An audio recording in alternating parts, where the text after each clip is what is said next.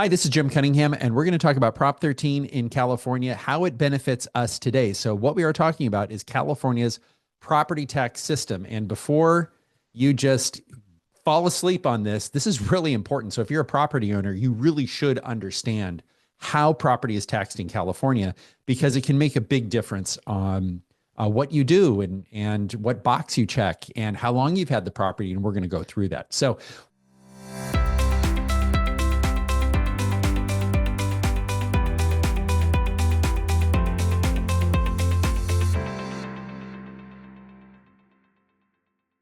what is Prop 13? Well, Prop 13 is California's property tax system. So it sets property taxes at 1% of market value when a change in ownership occurs. Classic example of a change in ownership, I buy a property. We're doing this in 2025. I buy a property in 2025. I buy it at market value. My property taxes are going to be 1% of that market value. Now, sometimes there are other property taxes on there, and we will discuss that.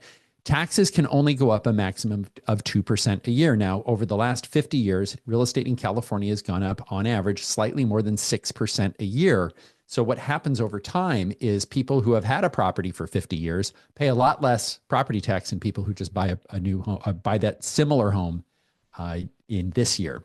And this, why is Prop 13 good? Well, it provides stability and predictability for homeowners and other property owners. You know that your property taxes are only going to go up 2% a year. That is not the case in many, many other states. And this helps homeowners avoid being priced out of their homes due to escalating property taxes. And that's what happened in the 70s. And we'll talk about that in the 1970s. And this can allow homeowners in certain limited circumstances. So if this is the primary residence, to pass some or all of their low property Prop 13 tax base to the children. So very important. So that allows future generations to also benefit from Prop 13. Now, there are some limitations, and we do discuss that in other webinars.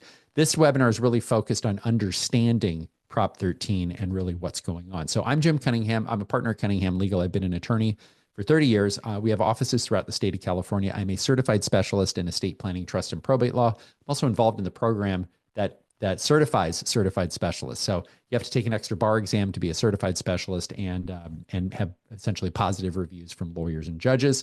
I'm a real estate broker, securities insurance licensed, and a pilot single engine land instrument rated.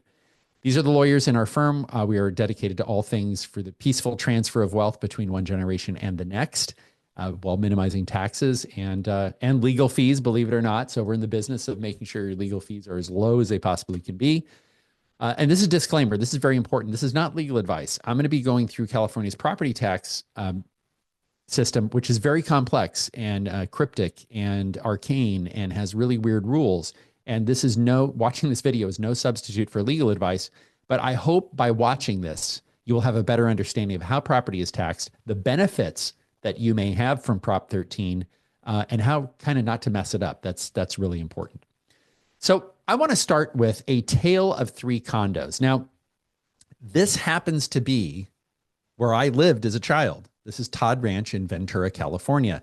Now, if you're looking at these and they go, wow, these look like they were built in the mid 70s. They were built in, they started building that development in 1974. And what I want to do is I want to give you an example of essentially three identical properties. Now, in law school, I was told all property is unique. I'm not sure each of these condos are unique, but under the law, they are unique. But what happened is Grandma and Grandpa bought a condo in 1975 for $25,000. That's what these sold for in 1975.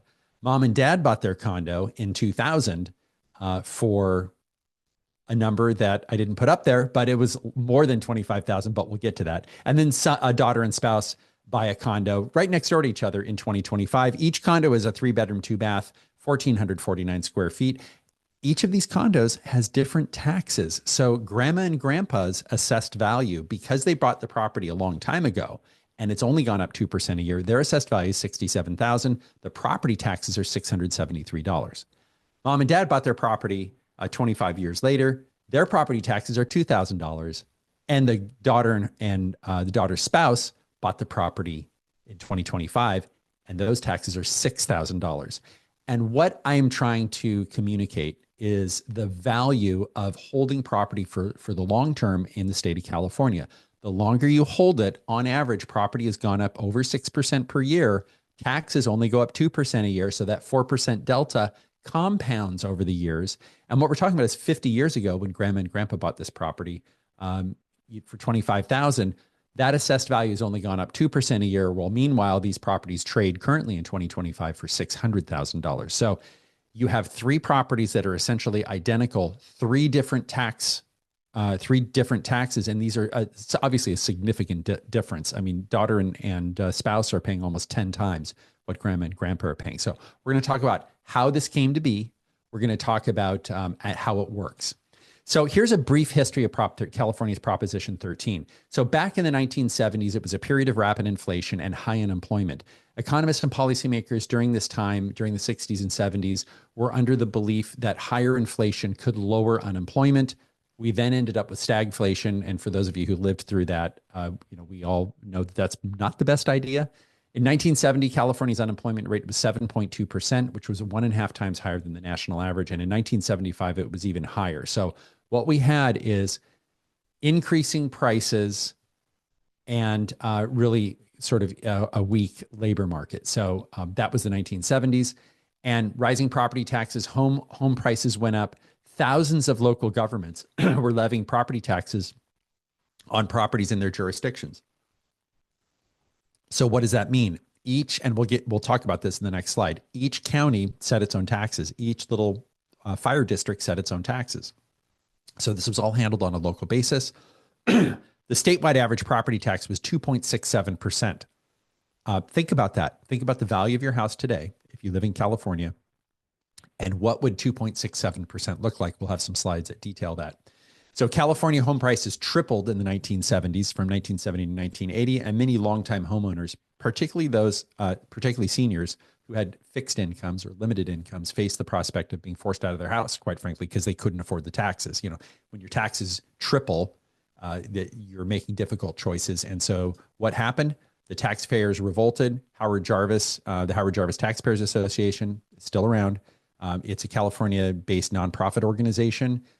Officially, it's nonpartisan, but it's certainly leaning toward protecting property owners and keeping taxes down as well as other taxes. And they advocated against raising taxes in California. This was the famed tax revolt in California. And in 1978, this passed. Proposition 13 passed with 65% of the vote, which is a lot, right? If you follow propositions in the state of California, 65% is a significant majority. So what did Proposition 13 do? Well, before Proposition 13, so the world before Proposition 13, property taxes were a local matter with cities and school districts setting their own rates. So some were setting at 2, some were setting at 3, some were setting at 2.5. So it depended on depending on where you were in California, there was no centralized rule. It was just every little jurisdiction had their own set their own tax rates. So after Prop 13, the state took over redistribution. And this dramatically changed how schools and local services were funded. So this went from being strictly local to essentially Moscow Central. All the funds went to Sacramento, and then those counties and districts had to go to Sacramento to get the money back, essentially is what happened. So that's like the weird part of Prop 13, where it took it away from the local towns and counties, and then that went to the state. So now those local governmental organizations had to go to the state to get the money. So before Prop 13, California property taxes were locally assessed and collected and distributed. So counties and cities had this really broad authority to figure out, hey, whatever people vote or whatever we decide, that's going to be the tax rate. And they decided how to allocate those funds. So if you lived in Los Angeles County collected those taxes. If you lived in Culver City would collect their taxes. And each of these little jurisdictions or municipalities would decide how the money is spent. And property taxes were based on market value. They were not based on purchase price. It was based on, hey, what is the value of the property this year? And so if it doubled over the last 3 or 4 years, we're just going to double your taxes. And for a lot of people, that was obviously very unsettling. Also, 2.67% is a fairly high property tax rate. So these properties were frequently reassessed annually at current market value. And this led to really a rapid and frankly unsustainable tax increases. The people are only going to tolerate so much, and then you get a law like Prop 13 passed. That's our system. So there was no uniform rate. This is important to understand, because now what you'll see is we do have a uniform rate, but taxpayers could see combined property tax rates as high as 2.5% to 3%. The average, again, 2.67%. And again, each jurisdiction collected their taxes. So post 1978, so we have this tax revolt, this Prop 13 passed in November of 1978. And after Prop 13, property taxes were capped at 1% of assessed value. They rolled back to 1975 levels. So if you had been reassessed in 1978 and your property doubled from 1975, which is during that time when properties kind of doubled in a 3-year period, that not only did your taxes go from maybe 2.67% down to 1%, but they went back to 1975 values. So for those of you who owned property in 1978, you probably remember this because you got a big tax break, right? Your taxes went way down. So the assessed value was frozen at 1975 levels with a maximum 2% increase per year. And we're going to explain the mechanics of this because it's important. If you own real property, it's really important to understand this. And it's also important to understand that any future tax increase requires a 2/3 vote. Now, there was an initiative that was not successful, that was tried to get passed in the last election cycle that would have dropped that, I believe, to 55%. But again, that required a 2/3 vote to drop it to 55. But I really don't see that 2/3 vote coming down really anytime soon, because people really just don't want to, they feel like they're paying enough tax. I mean, look at your property tax bill now. You might be a big beneficiary of Prop 13 and feel like, well, I'm not paying much tax, but I've had the property a long time. And if you just bought a property, you're probably paying a lot of tax. So this is a biggie. State took over control of the distribution of funds. So instead of local entities setting their own rates, right? Instead of Sacramento County saying, oh, we're going to put property taxes at 2.5%, and Solano County saying we're going to put them at 3% or whatever, California imposed this 1%.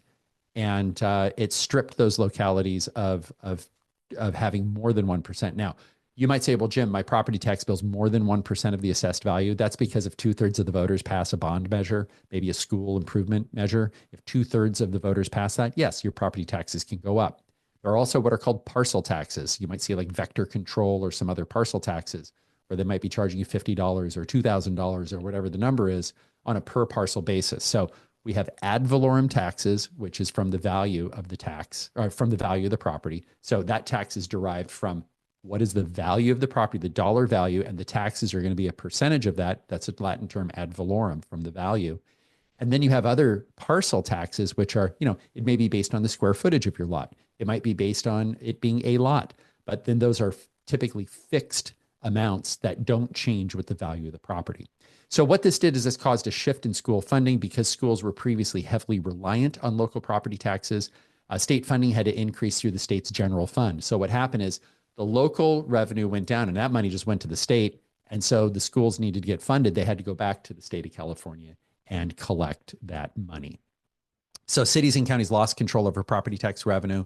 Schools and districts became more dependent on Sacramento for funding rather than their own local tax base.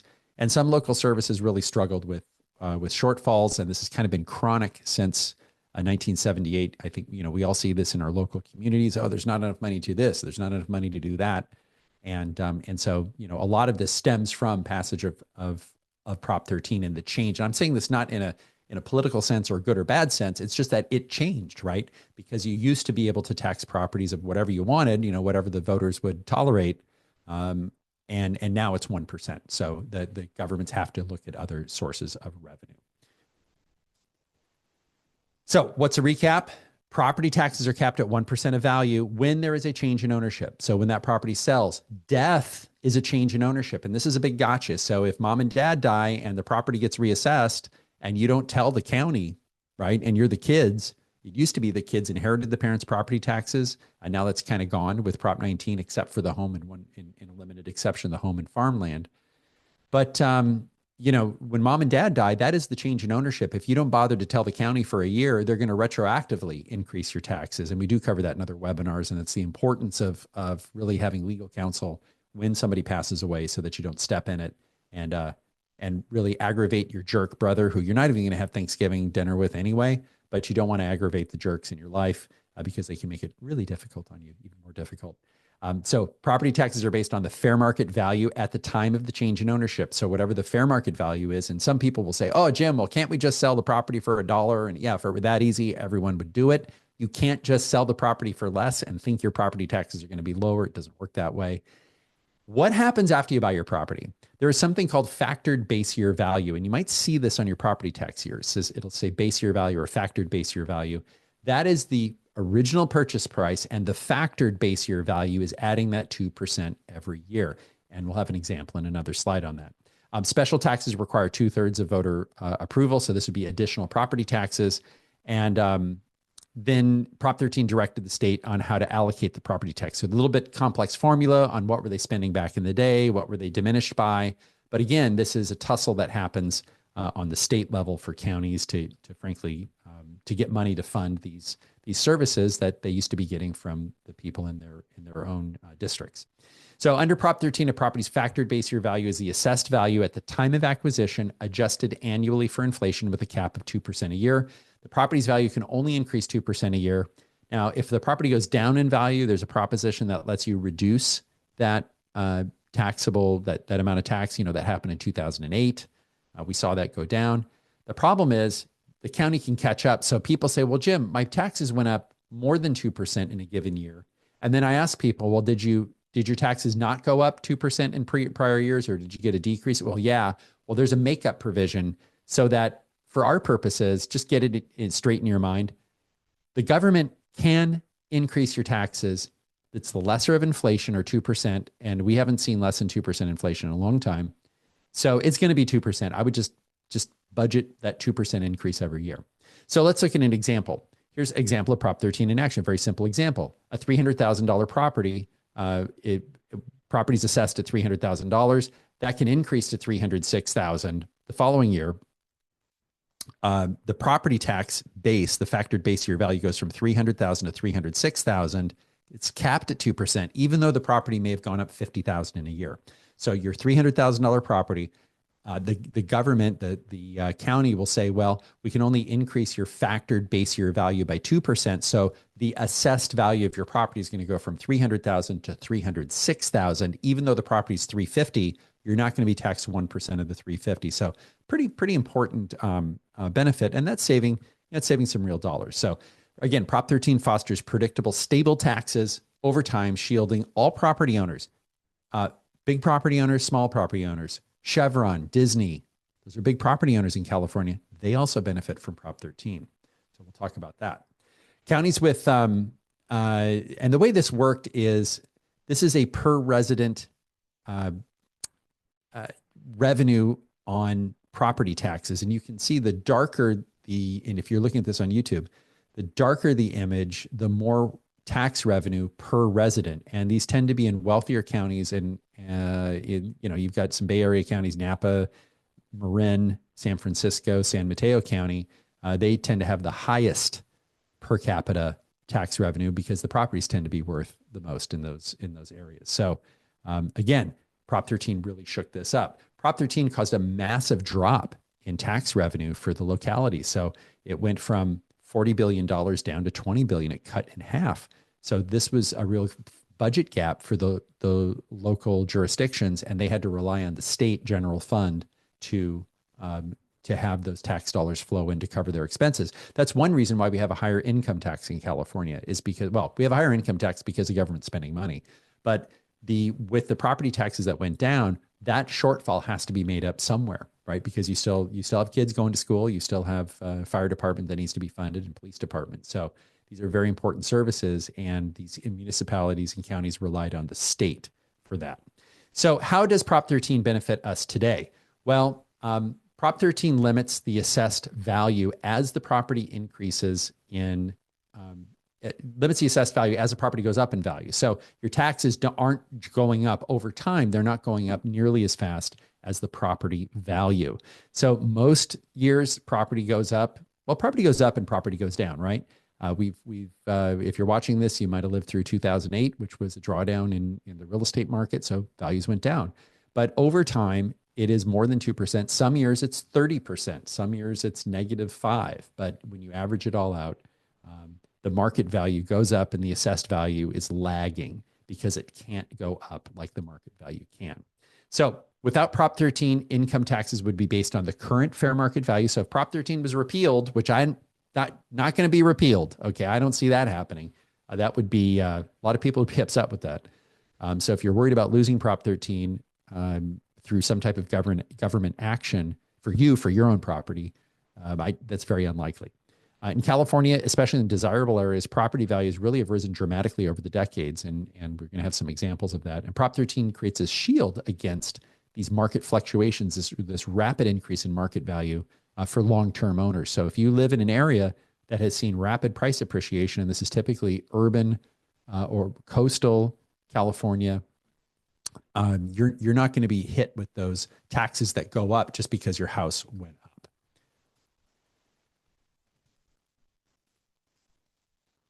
So a big, this bugs a lot of people, quite frankly, that learn about this. And this is something to understand.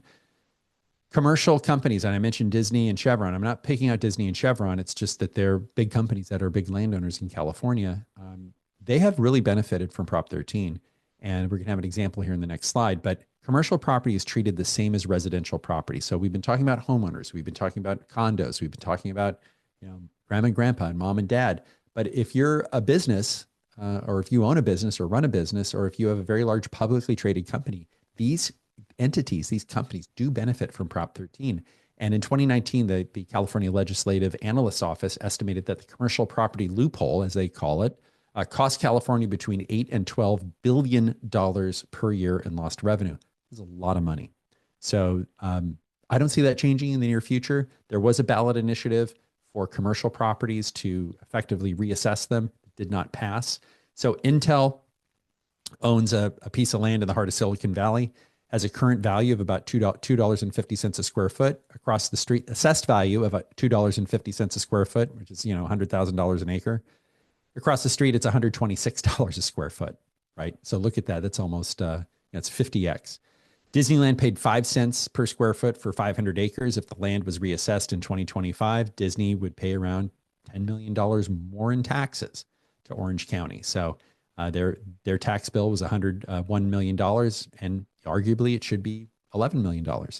And if I'm a Disney shareholder, I'm not advocating that Disney pay more in taxes, but I'm trying to show you that these companies really do benefit. And really, it's the people of the state of California who are not getting that tax revenue. Again, I'm not advocating that this get changed, but understand that if you own, and we do cover this in other webinars, if you own property in an LLC or a corporation or other type of entity, you can benefit for a significantly longer period than a human being. Right?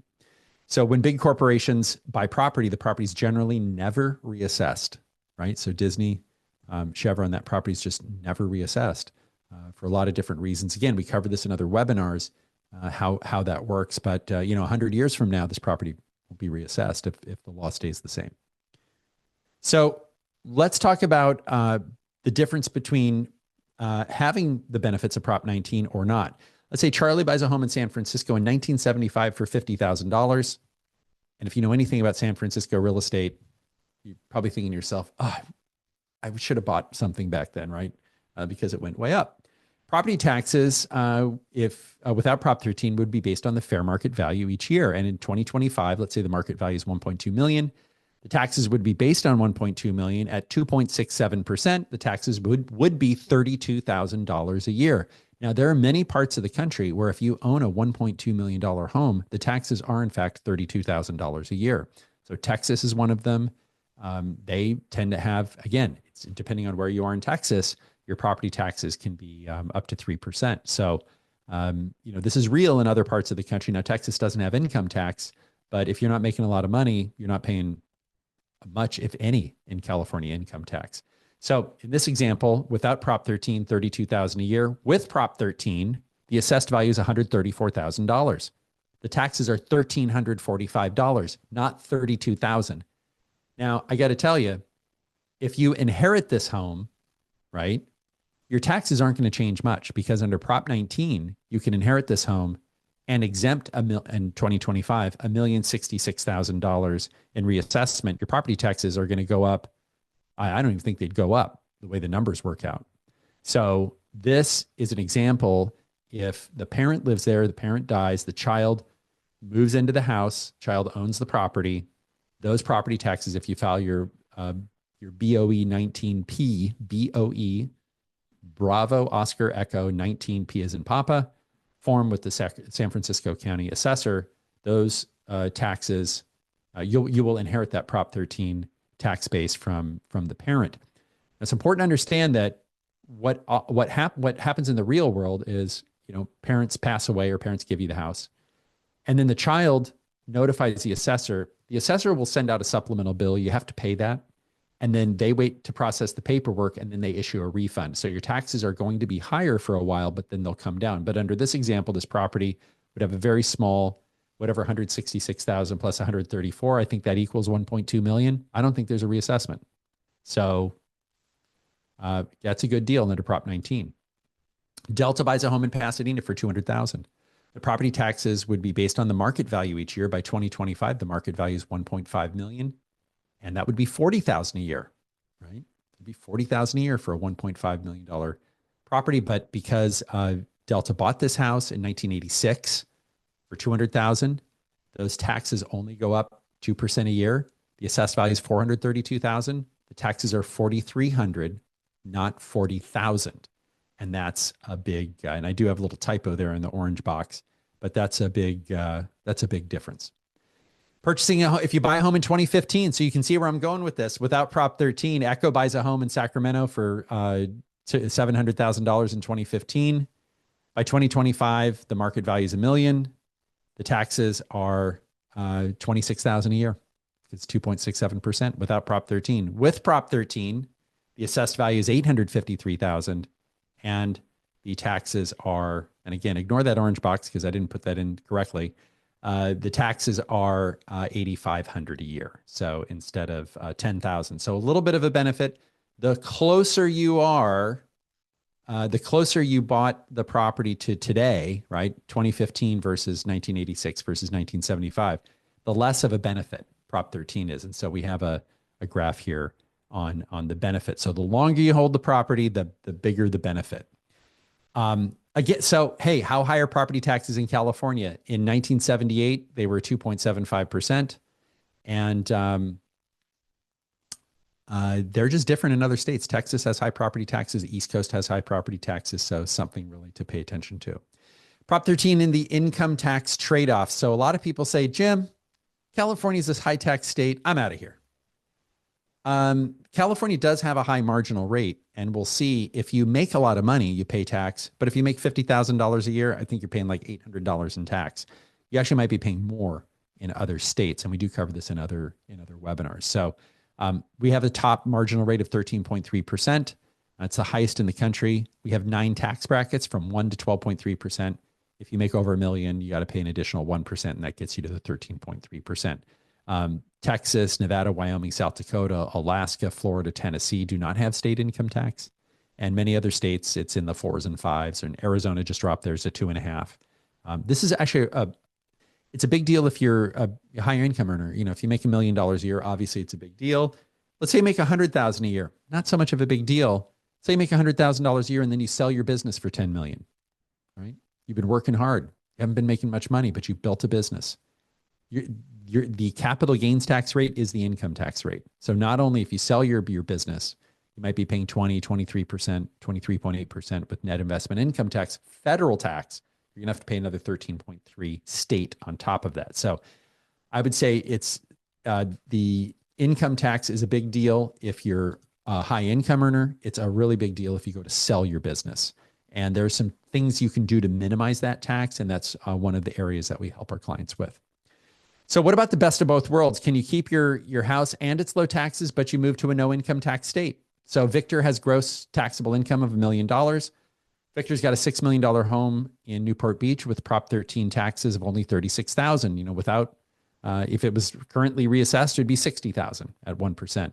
Victor pays a little over $100,000 in taxes in California income tax because he earns $1 million a year. If Victor becomes a Texas, Nevada, Tennessee resident, someplace that's not California, he can avoid paying California income tax, maybe, right? As long as it's not California source income tax.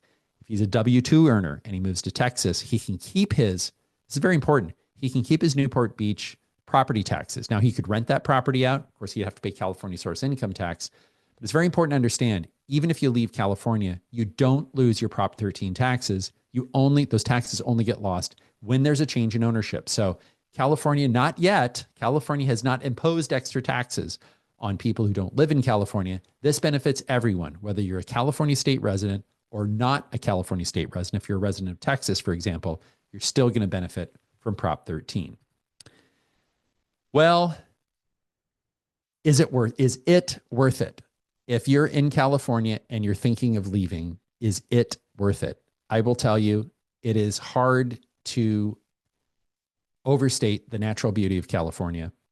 The cultural freedom, quite frankly, you can be a Trumper and wear your MAGA hat. There's a place for you in California, and you can, be on the other end of the political spectrum, and there's a place for you. That is not the same for every state in the United States. We do have our problems, but I think it's a great place to live.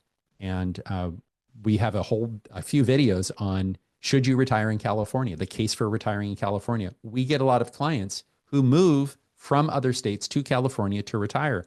I remember a couple I spoke with, they were retiring physicians from, I believe, Indiana, and they said, we're so excited to retire in Berkeley. They wanted to move to Berkeley for the culture, for the arts, for the weirdness that Berkeley is, that they love and many people love. And you know what?